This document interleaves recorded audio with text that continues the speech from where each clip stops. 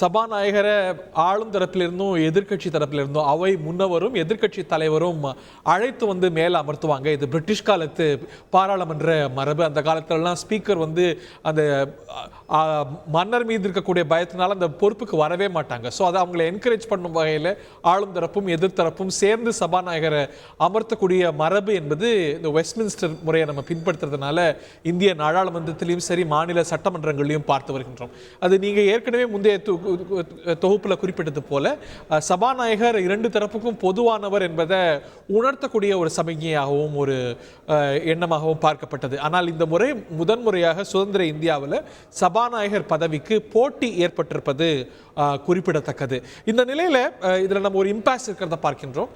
துணை சபாநாயகர் பொறுப்பை எதிர்கட்சிகள் கேட்க அதில் உத்தரவாதத்தை ஆளுந்தரப்பு வழங்கலை. இதுலேருந்து நமக்கு என்ன இன்டர்பிரிட்டேஷன்ஸ் கிடைக்குது?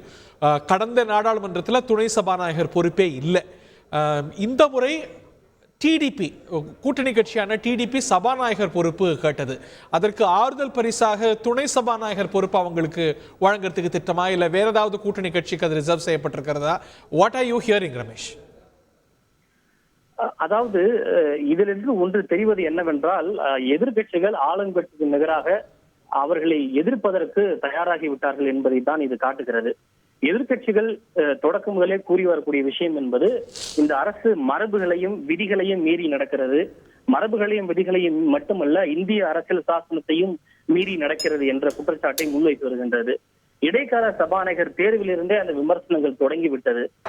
குறிப்பாக நான் முன்பே குறிப்பிடப்பட்ட கொடிக்குனில் சுரேஷை தான் அவர்கள் மூத்த எம்பி என்கிற அடிப்படையில் இடைக்கால சபாநாயகராக தேர்வு செய்திருக்க வேண்டும்.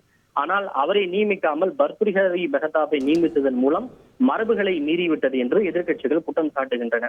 இரண்டாவதாக, தற்போது ராஜ்நாத் சிங் எதிர்கட்சி தலைவர்களை தொடர்பு கொண்டு சபாநாயகர் என்பவர் மரபின்படி எதிர்ப்பில்லாமல் ஒருமனதாக தேர்வு செய்யப்பட வேண்டும், அதுதான் வழக்கம், அதுதான் மரபு என்று கூறுகிறார்கள். நாங்கள் அந்த மரபை ஏற்றுக்கொள்கிறோம். அதே மரபு கடைபிடிக்கப்பட வேண்டும் என்று நாங்கள் கூறுகிறோம். அது என்ன மரபு?